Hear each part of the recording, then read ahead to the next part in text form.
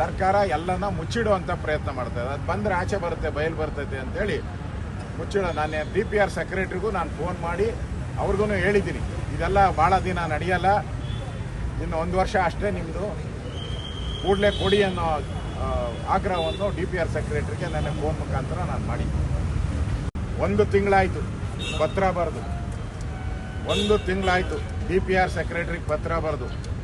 ಯಾವ್ಯಾವ ಮಂತ್ರಿಗಳು ಅವ್ರ ಮನೆ ರಿನ್ಯೂವೇಷನ್ಗೆ ಎಷ್ಟೆಷ್ಟು ಖರ್ಚು ಮಾಡಿದ್ದಾರೆ, ಯಾರ್ಯಾರಿಗೆ ಕ್ಯಾಬಿನೆಟ್ ರ್ಯಾಂಕ್ ಕೊಟ್ಟಿದ್ದೀರಲ್ಲ, ಇದು ಸಮಿತಿಗಳು, ಗ್ಯಾರಂಟಿ ಸಮಿತಿಗಳು, ಅಧ್ಯಕ್ಷರು, ಉಪಾಧ್ಯಕ್ಷರುಗಳು, ಆಮೇಲೆ ಜಿಲ್ಲಾ ಸಮಿತಿ ಅಧ್ಯಕ್ಷರು, ತಾಲೂಕು ಸಮಿತಿ ಅಧ್ಯಕ್ಷರು, ಇವ್ರಿಗೆಲ್ಲ ಎಷ್ಟೆಷ್ಟು ಭತ್ಯೆ ಕೊಟ್ಟಿದೆ, ಇನ್ನೂ ಕೊಟ್ಟಿಲ್ಲ.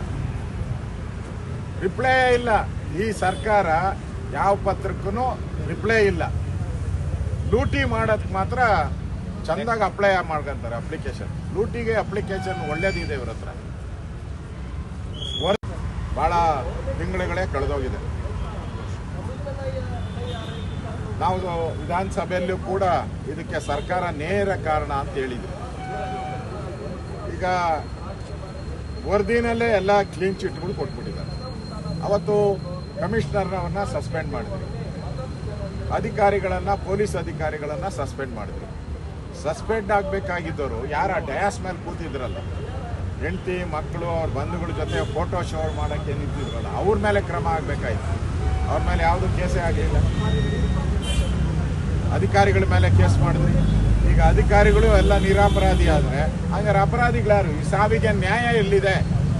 ಈ 11 ಜನ ಅಮಾಯಕ ವಿದ್ಯಾರ್ಥಿಗಳ ಸಾವಿಗೆ ನ್ಯಾಯ ಎಲ್ಲಿದೆ?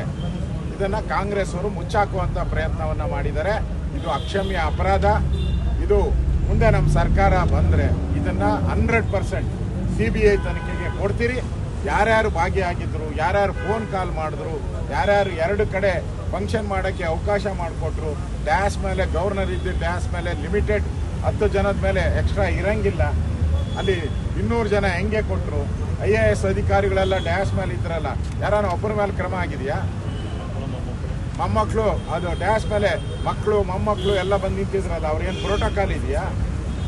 ಪ್ರೋಟೋಕಾಲ್ ಇಲ್ಲದೆ ಬಂದಿದ್ದವ್ರಿಗೆ ಏನು ಕ್ರಮ ಇಲ್ಲ. ಪೊಲೀಸರ ಮೇಲೆ ಕ್ರಮ ಆಗಿ ಇವಾಗ ಕಣ್ಣೊರೆಸತ್ತೆ ಮಾಡಿ ಅವ್ರ ಮೇಲೂ ವಾಪಸ್ ತೆಗೆದಿದ್ದೀರ. ಅಂದರೆ ಈ 11 ಜನ ಸಾವು ಆಯ್ತಲ್ಲ, ಕಾರಣನೇ ಇಲ್ಲ, ಯಾರು ಕಾರಣ ಅಲ್ಲ ಅಂತ ಸರ್ಕಾರ ಹೇಳಕ್ಕೆ ಹೊರಟಿದೆ. ಇದು ನಾಡಿನ ಜನತೆಗೆ, ಅದರಲ್ಲೂ ಯುವ ಜನತೆಗೆ ಮಾಡಿದಂಥ ದ್ರೋಹ. ಇದು ಕಾಂಗ್ರೆಸ್ ಅವರ ದ್ರೋಹ. ಇದನ್ನು ರಾಜ್ಯದ ಜನ ಯಾವುದೇ ಕಾರಣಕ್ಕೂ ಕ್ಷಮಿಸಲ್ಲ. ವಿಧಾನಸೌಧ ಮುಂದೆ ದಂಡ ಹಾಕಿದ್ರಲ್ಲ, ಮೆಟ್ಲುಗಳಿಗೆ ದಂಡ, ಇಷ್ಟರಲ್ಲೇ ಆಗೋಯ್ತು. ಹೋಗೋದು ದೇವಸ್ಥಾನಗಳಿಗೆ ನಾನು ಹಿಂದೂ ಅಂತ ಹೇಳೋಣಕ್ಕೆ ಅದೊಂದು ದಂಡ, ಎಲ್ಲ ದಂಡನೇ. ಅವರು SDRF ಹಣ ಕೇಂದ್ರ ಸರ್ಕಾರ ಈಗಾಗಲೇ ಕೊಟ್ಬಿಟ್ಟಿದೆ. ಎವ್ರಿ 4 ಮಂತ್ಸ್ ಬಂದ್ಬಿಟ್ಟಿದೆ. ಆ ದುಡ್ಡೇನು ಮಾಡಿದ್ರಿ? ಲೆಕ್ಕ ಕೊಡಿ. NDRF ದುಡ್ಡು ಬರಬೇಕಾದ್ರೆ ನೀವು ಬರ ಅಂತ ಘೋಷಣೆ ಮಾಡಬೇಕು. ಬರ ಅಂತ ನೀವು ಘೋಷಣೆ ಮಾಡೋಕ್ಕೆ ಯೋಗ್ಯತೆ ಇಲ್ಲ. ಘೋಷಣೆ ಮಾಡಿದ ತಕ್ಷಣ ರಾಜ್ಯ ಸರ್ಕಾರ ಹಣ ಬಿಡುಗಡೆ ಮಾಡಬೇಕು.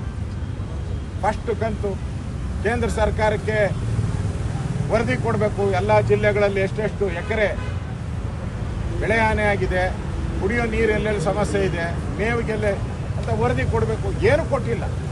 ಪತ್ರ ಯಾಕೆ ಪಾಪರ ಔಟಿದ್ದೀರಾ ನೀವು? ಇಲ್ಲಿ ಖಜಾನೆ ಖಾಲಿ ಔಟಿದೆಯಾ? ಇಲ್ಲಿ ದುಡ್ಡಿಲ್ಲ, ಖಜಾನೆ ಖಾಲಿ ಆಗಿದೆ.